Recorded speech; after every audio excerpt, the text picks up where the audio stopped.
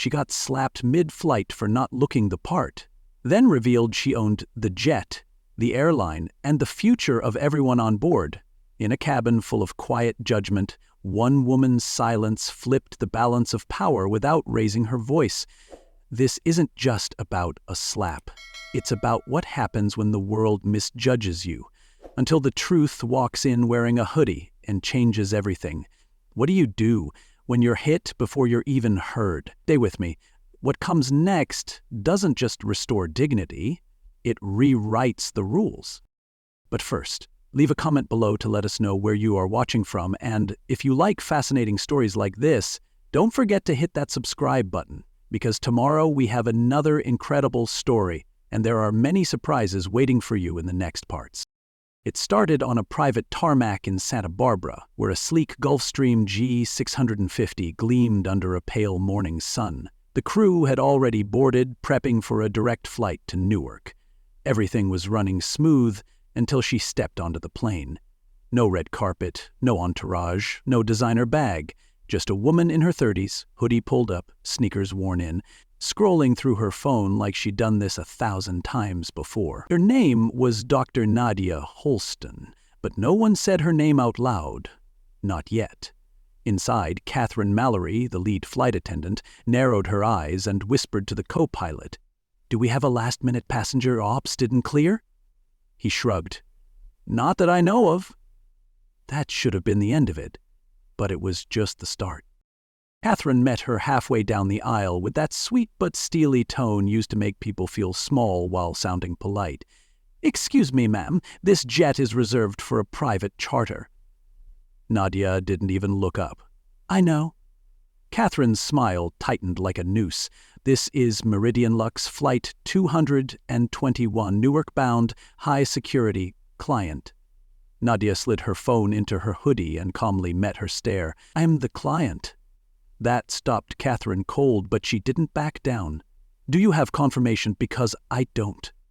From the galley came Tony's voice, young, sharp, unbothered. "She's on the manifest, top of the list." Catherine froze. Nadia walked by her like silence had weight, took her seat like it belonged to her because it did. But Catherine couldn't let it go. Entitlement hates being ignored. Catherine leaned back over Nadia's seat. "Do you have identification? Just need to verify something." Nadia looked up slow. "Is there a reason I'm being asked twice when your colleague already cleared me?" "Standard protocol," Catherine said, voice flat. "No, it's not." Nadia's voice was low, surgical. "I've flown with Meridian Lux 12 times this year. Not once have I been interrogated mid-boarding," Tony called again. "Ground team confirmed, let it go." But Catherine didn't. "This is a high-security flight. People don't show up in sweats and hoodies without it raising red flags." Nadia's tone cut clean. "So, the problem is my clothes." "I didn't say that," Catherine muttered. "You didn't have to," Nadia replied. Then, with ego louder than reason, Catherine hissed, "I don't know who you think you are, but this kind of entitlement doesn't fly here." Nadia stood, taller, steady. "I didn't think I was anybody." "You did."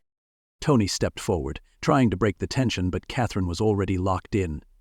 "You can either show me who you really are, or step outside while we sort this out." Then she made the worst mistake of her career. She reached for Nadia's arm. Not hard, but firm. Nadia pulled back calmly. "Don't touch me." That should have ended it, but Catherine doubled down. "I'm not doing this today," she snapped, and slapped her across the face. The sound stopped everything. The air froze. Tony gasped.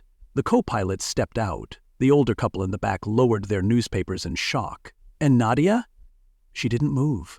One hand to her cheek. No tears, no yelling, just silence so thick it pressed against the windows. Then Tony's voice broke through. "She owns the plane." Catherine blinked. "What?" "She's Dr. Nadia Holston," Tony said, stunned. "CEO of Vanguard Systems, majority owner of Meridian Lux. You just assaulted the woman who signs your checks." And just like that, the slap wasn't the loudest sound anymore. The truth was, nobody moved. Nobody breathed. The air inside that $65 million 0-cents jet turned from luxury to lockdown in seconds. If power had a temperature, the cabin dropped 10 degrees the moment Tony said, "She owns the plane." The silence that followed wasn't peace. It was paralysis. Catherine stood there, frozen, her pulse thudding louder than the engines outside. Her eyes darted around the cabin, searching for backup that didn't exist. The older couple looked away, their fingers trembling behind their newspapers. The co-pilot quietly stepped back into the cockpit without a word. And Nadia? She sat. She didn't flinch. She didn't speak. She didn't need to. That stillness, that refusal to play the role she'd been handed, spoke louder than any scream ever could. She wasn't just sitting in first class. She was sitting in command. Tony crouched near her, whispered gently, "Do you want to delay the flight? We can report it. We can have her removed." Nadia turned her head just slightly. "No," she said. "We're flying." He paused. "She should be removed." Nadia didn't blink. "No, let her stay." The words didn't come from pity. They came from precision, from a mind that had already calculated the consequence. She didn't need revenge. She needed that cabin to feel the weight of what had just happened. Let her sit in her mistake like wine on white carpet, unwiped, unspoken, unignorable. It was patience with teeth, mercy sharpened by experience, and Catherine? She backed up into her jump seat, buckled in like she'd just strapped herself to her own funeral. The plane lifted off 20 minutes later. Flawless ascent. But inside, nobody lifted anything. Catherine sat still, her fingers twitching against the strap of her apron, heart pounding so loudly she swore it echoed. She'd gotten the quiet she wanted, but it screamed. Every moment ticked like a bomb she couldn't defuse. Nadia hadn't moved. She didn't speak. She just stared forward, her presence like gravity. Catherine's brain spun, replaying the slap, the reveal, the way Tony had looked at her like she was a stranger. 35 minutes in, not one word had passed between them, but it felt like a courtroom had been assembled in the clouds, and every second of her silence was the prosecution's case building with force. Then, without warning, Catherine stood up. The silence had become unbearable. She walked down the aisle, slow and stiff, and stopped beside Nadia with a forced composure that cracked at the edges. "Would you like something to drink?" she asked, voice hollow. Nadia looked up at her with calm clarity. "Do you think I want something from your hands?" Catherine froze. I thought I should offer..." "Nadia, did you thought you could slap me and then fix it with sparkling water?" Catherine's voice shrank. "I didn't mean to," Nadia cut in, sharp but still not loud. "You did exactly what you meant to do. You just didn't think I could respond." The cabin was quiet again, but it was a different quiet now. Heavier. Realer. "Why are you sorry?" Nadia asked. Catherine hesitated. "Because I didn't know who you were." Nadia tilted her head. "And what if I was nobody? Just a black woman flying private in a hoodie for the first time? Would I still deserve your apology?" The question landed like a blade. Catherine couldn't answer it, not honestly. And Nadia, she didn't need her to. Tony passed quietly as Catherine walked back to her jump seat like a ghost. He leaned toward her. "What did you think was going to happen?" She stared ahead. "I don't know." He looked at her. "You know the whole cabin's on camera, right? Every inch, including the galley." Her eyes widened. "I forgot." Tony shook his head and walked away, leaving her in the echo of her own choices. The slap wasn't just physical. It was historical, recorded, archived, and now permanent. Every camera blinked like a witness too tired to testify. Catherine's training manual didn't prepare her for this. Because you can't train for a moment you think you're above. But here's the truth most people don't say out loud. People don't fear being wrong. They fear being exposed. And now I'm speaking to you. If you're still listening, then maybe you've been Catherine. Maybe you've judged too soon, too harsh, too often. Maybe you thought someone didn't belong because of how they dressed, how they spoke, how they walked into a room that wasn't made for them, but turned out they owned it. If this story stirred something in you, don't scroll past it. Like it. Share it. Send it to someone who still confuses power with appearances. And if you've ever been on the other side, misjudged, underestimated, mistreated, then hear this loud. You don't need to shout to be heard. You don't need to fight to prove yourself. Sometimes the loudest thing in the room is your silence and what you choose to do next. Tony waited until the aisle was clear. He didn't speak until he was sure no one else was listening. Then he leaned down by Nadia's seat and whispered, "I just wanted to say, I'm sorry. What happened back there? It wasn't okay." She didn't look at him right away, just stared out the window like she was still mid-thought. Then calmly she turned to him. "You didn't do it," she said. "But that's not the point, is it?" Tony blinked. "No, ma'am." Nadia nodded once. "It's not about who swung. It's about who stood still." That hit harder than anything else he'd heard all flight, because deep down, Tony knew silence might not be violence, but it's a close cousin. And in rooms like this, silence usually sides with whoever has the badge, not the bruise. A few minutes later, the cockpit door cracked open, and Captain Rob Templeton stepped out, his face unreadable. "Dr. Holston, could I have a word?" She stood with her folder in hand and followed him to the private conference room in the rear of the jet.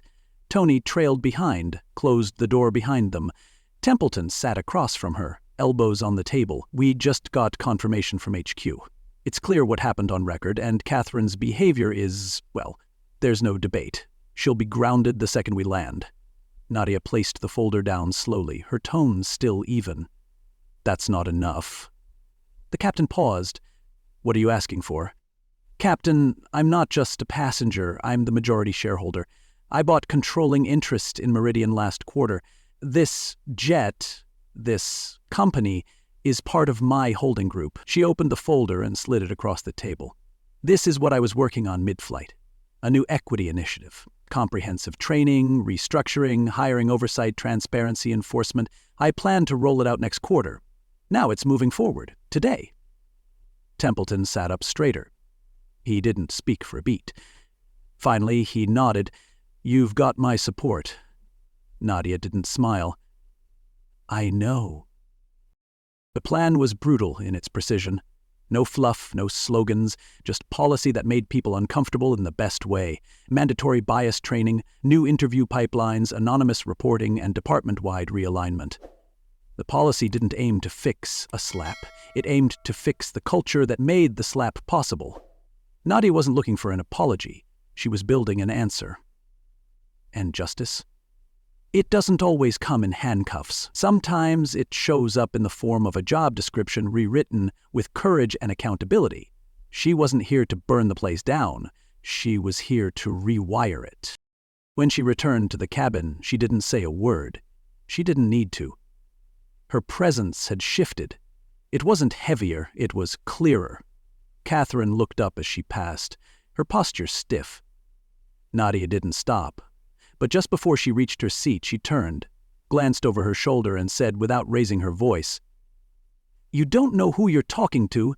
That's the whole problem." Then she sat back down and pulled out her folder again, flipping to the same diagram she'd been studying before the flight took off.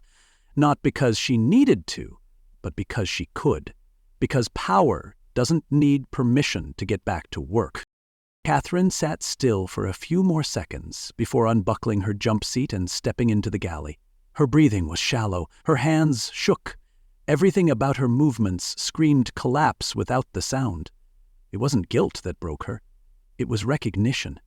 Recognition that she'd just sabotaged her entire future over a reflex she didn't even realize she still had. She wasn't falling. She was folding in on herself, like a paper plane that once flew straight but got caught in its own arrogance and spun off course. The cabin around her was quiet, but her thoughts were chaos. And that chaos? It wasn't going away when they landed. It was going to meet her there. In HR? In the headlines? In the mirror? Now listen, if you've ever been in Catherine's shoes, this isn't about cancellation, it's about confrontation. Not with others, with yourself. If you've ever said, "That's not me," but someone flinched when you spoke, maybe it is you, and you just haven't faced it yet. And if you've ever been like Tony, watching something go wrong and not stepping in fast enough, this is your moment. Don't be a bystander, be a builder, because cultures don't change with one bold person in a hoodie. They change when enough people finally say, "Not anymore." If you're ready to be one of those people, don't just nod and move on. Like this. Share it. Send it to someone who's still folding paper planes with broken wings. Because what we tolerate becomes our legacy, and legacy starts with what we do next. Catherine stood near the galley, her hands clasped, her voice caught somewhere between courage and collapse. "Dr. Holston," she said softly, not as a demand, not as an apology, just a breath she finally let go. Nadia didn't look up at first. She was reviewing the same folder she'd opened an hour ago, still unbothered, still composed. After a long pause, she closed it gently and looked up. "I'm listening." Catherine swallowed hard. There was no crowd to witness her next words. No audience, no script, just her, exposed. "I know you don't owe me anything," she said, her voice cracking around the edges, "but can I say something?"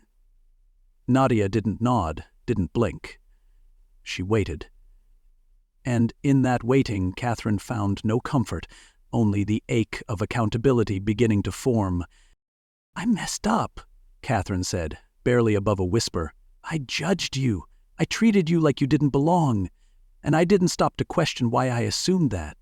Her throat tightened, but she kept going. "I saw a hoodie and sneakers, and I made a story out of it. A wrong one. I thought I was protecting something, when all I was doing was guarding my own ignorance." Nadia said nothing, just watched her with a calm that made Catherine squirm. "I know I've lost my job," Catherine added, her voice heavier now. "I'm not asking you to change that. I just wanted you to hear it from me, before the paperwork shows up, before someone else tries to spin this." Nadia tilted her head slightly, then spoke with the same clarity she had used since boarding. "What's your name?" "Catherine Mallory." "And how long have you been doing this?" 6 years. Before this, I worked regional charters. Scottsdale, a lot of wedding flights and bachelor parties." Nadia nodded slowly. "So you've seen all kinds of people?" "Yes." "And still, when I boarded this plane in a hoodie and sneakers, your first thought was that I didn't belong?" Catherine looked down. "Yes." Nadia leaned back, expression still unreadable. "You didn't just see me. You saw who you expected me to be." Catherine's voice dropped to a whisper. "I'll never make that mistake again." Nadia didn't soften. "You'll have time to prove that." Tony, watching from his jump seat, leaned toward Nadia as Catherine walked away, eyes low, shoulders heavy. "You're letting her keep the job?" Nadia shook her head, still calm. "No, but I'm letting her earn it back." Tony frowned, curious. Nadia added, "Redemption isn't a gift, it's an assignment. And grace without structure is just a performance." That hit Tony harder than expected. It wasn't about saving faith, it was about saving standards, not by lowering them, but by reinforcing them through the hard work of change. Grace has rules, and this time those rules would be written by the woman who had every reason to walk away, but chose instead to rebuild. Within 24 hours, Catherine was off active flights, reassigned to Meridian's realignment initiative in terminal accountability review, and a 6-month shadowing program. It wasn't punishment. It was pressure. Pressure to grow. Pressure to face every hidden habit she never had to name. She sat through videos not designed to scold her, but to mirror her. Real people, real voices, a young Latina pilot describing the way passengers double-checked her badge, a black engineer explaining how security questioned him twice just walking to his own hangar, a child asking her mother why the flight attendant looked nervous when they sat down. Every story twisted Catherine's stomach. Every pause in the videos echoed the silence she had created. She sat through them like they were an MRI of her own bias, exposing things she didn't know were there, and worse, things she did know and never challenged. Growth isn't pretty. It's uncomfortable. But so is change. And Catherine was finally learning the difference between apology and accountability. Then one day, 2 weeks into her retraining, she saw Nadia again. Not in person, but on screen. A training segment, pre-recorded. Calm lighting, no dramatic angles. Just Nadia. Direct. Composed. "If you're watching this," she said, "you work for a company I now lead, and that means we hold each other to a higher standard." Catherine sat up straighter. This isn't about being perfect. It's about being present. It's about asking one question every day. Did I treat someone better today because I saw them, not who I assumed they were, but who they actually are? The screen faded to black. Catherine didn't move for a full minute. She stared at the screen, the words hanging in the air like a verdict she couldn't appeal. This wasn't a punishment. It was a direction, and for the first time, she was ready to follow it, not for her job, but for herself. Now let me ask you, have you ever made a judgment in 5 seconds that took someone years to undo? Have you ever looked at someone and decided they didn't belong before they ever spoke? And if you've been on the receiving end of that, you already know silence can burn deeper than words. So here's your moment. Like this video, share it, send it to someone who needs to hear that accountability isn't cruelty, it's courage. And if you're sitting there thinking, maybe I've been Catherine, don't run from it. Lean into it. Because real change doesn't start when you get called out. It starts when you call yourself in. 2 weeks later, the same Gulfstream G650 waited on the same Santa Barbara tarmac. Same paint, same carpet, same crew. But a different story. A young black woman approached the stairs, hoodie zipped, sneakers laced, hair in a loose bun. She moved with quiet confidence, but her eyes scanned the scene like someone who's learned not to expect welcome. The flight attendant, an older white woman with silver streaks in her ponytail, stepped forward before the woman even reached the top. "Welcome aboard, Dr. Spencer," she said with a smile that wasn't rehearsed. "Would you prefer still or sparkling?" Dr. Spencer blinked, just for a moment. As if surprised, she didn't have to explain herself. "Sparkling," she replied. The woman stepped aside. No tension, no verification, just respect. No one glanced twice at her hoodie. No one measured her presence. Because when you change the system, you don't need to change your clothes. That plane hadn't grown a soul. But something else had shifted. Same seat backs, same altitude, same stitched leather trim, but the judgment was gone. The contrast between that day and the one 2 weeks ago wasn't in the sky, it was in the people standing on the ground. The flight crew moved with quiet professionalism. No one whispered behind folded arms. No one double-checked the manifest under their breath. This wasn't a perfect world, but this flight was proof that something had changed. Not because people got caught, but because someone stayed and rewrote the checklist. The rhetoric was clear. The jet didn't need new engines, it needed a new altitude of thought. The sky never stopped being blue. It was just waiting on people to rise up and meet it. Back at Meridian HQ, Nadia sat at the head of the boardroom table. A row of executives watched her flip the final page of a document. "There will be no press release," she said, voice level. "No spin, no misunderstanding language, no passive voice." One executive cleared his throat. "We understand the seriousness, but wouldn't some degree of PR softening?" "No," she interrupted. "We don't soften misconduct. We correct it. We lead with candor, not comfort." She pointed to a revised handbook sitting in front of each of them. "You want a culture worth protecting? You don't protect it with silence. You protect it by cleaning house while the lights are still on." They glanced around at each other, some nodding reluctantly, others avoiding eye contact. They weren't used to being spoken to like this, but that was the point. Nadia wasn't there to win them over. She was there to show them what leadership looks like after the curtain drops. One executive, bold enough to push back, raised a hand.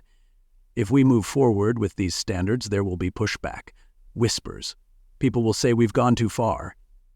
Nadia didn't hesitate. Let them whisper. Culture isn't a rug. You don't sweep problems under it. You flip the whole floor if you have to. If people feel uncomfortable now, it's because they were too comfortable before.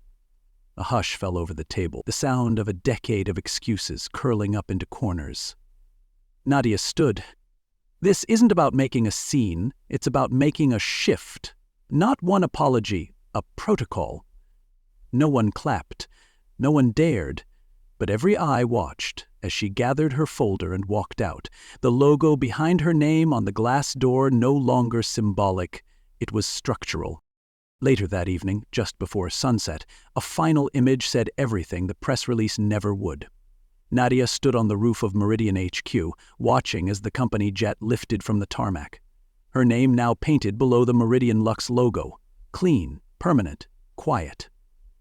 The slap that started this story? That wasn't the real headline. The silence that followed it was. Because silence will either bury the truth or build something under it. And Nadia? It just announces itself.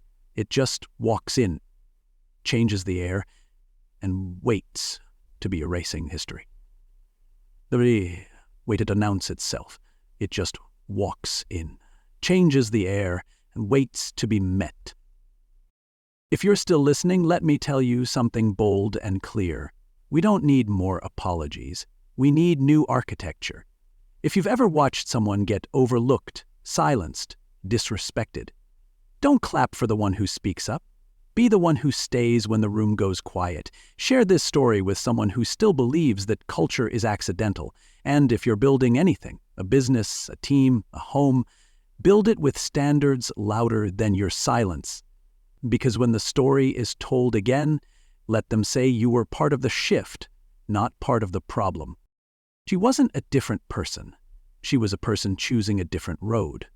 Catherine sat alone in the training room, her Meridian uniform replaced by jeans and a sweatshirt, her posture no longer tight with defense, but quietly surrendered to reflection.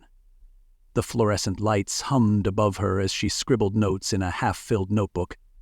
No longer for compliance, but for clarity. No one was watching, and yet she wasn't performing. She was processing. There was no applause waiting for her at the end of this module, no guarantee of redemption, but there was something rarer. Direction. Her pen stopped. The screen in front of her went black. In the silence that followed, she didn't hear shame. She heard possibility. Then came Nadia's voice. Not through a headline, not through a reprimand, but through a training video, recorded with intention and steel. If you're hearing this, you work in a place most people never access, she began, and that access is your mirror. Her tone was calm, composed, but there was weight behind every syllable. Use your voice, not to defend your mistakes, but to dismantle the conditions that made them invisible for so long. The line landed like prophecy. Catherine felt the words settle beneath her skin. Power isn't what you say when people are looking, Nadia continued. It's what you do when no one is watching, and the only thing left is the truth. The screen faded. Catherine closed her notebook, not because she was done learning, but because something had finally begun. Tony found her in the break room later that afternoon, stirring lukewarm coffee, eyes still distant. He leaned on the doorframe and asked, "Are you trying to save your job or change who you are?" The question wasn't judgment, it was a challenge, one that didn't require an answer. Not right away. Catherine didn't flinch, she just nodded slowly, a breath catching in her chest. The truth was, she didn't know, but for the first time, she wanted to find out. And that want, that shift from damage control to personal transformation, was the beginning of something honest, something useful. And as Tony turned to leave, he said, "Whatever you choose, make sure it's loud enough to change something bigger than yourself." Inside Meridian headquarters, the change had already begun. No more optional trainings, no more misunderstandings brushed into HR corners. Executives met weekly to audit, realign, and restructure the pipeline that once protected bias with corporate vocabulary. Nadia didn't call it a diversity program. She called it a reset, because that's what it was. A factory reset on what the company stood for. This isn't about perfection, she told them in one meeting. It's about proof, real proof. Not PR copy, not brochures, evidence that we're building a place where no one has to explain their presence before their potential. The room didn't erupt in cheers. It didn't need to. The shift was real, and it was moving with or without permission. So now, I'm speaking to you. If you've ever been misjudged because of how you looked, where you were, or what you wore, this story is yours. And if you've ever been the one doing the judging, don't turn away now. It's not too late to change. The real power isn't in who gets the title or who gets the credit. It's in who's willing to do the work when the spotlight's gone. It's in the quiet correction, the uncomfortable learning, the moment you realize you weren't just part of a problem, you were part of a pattern. But you don't have to stay there. You can break it. You can rebuild something better. Because real power doesn't wear name tags. It doesn't demand applause. It doesn't wait for a spotlight or a standing ovation. It walks in quietly, sits down, rewrites the rules, and dares the rest of the room to rise to its level. So if this story moved you, don't scroll away. Don't save it for later. Share it, speak it, let it challenge the places you show up in every day. Because change doesn't happen when you win the room. It happens when you own your place in it and use that place to leave it better than you found it. Leave a comment below to let us know where you are watching from, and if you like fascinating stories like this, don't forget to hit that subscribe button, because tomorrow we have another incredible story and there are many surprises waiting for you in the next parts.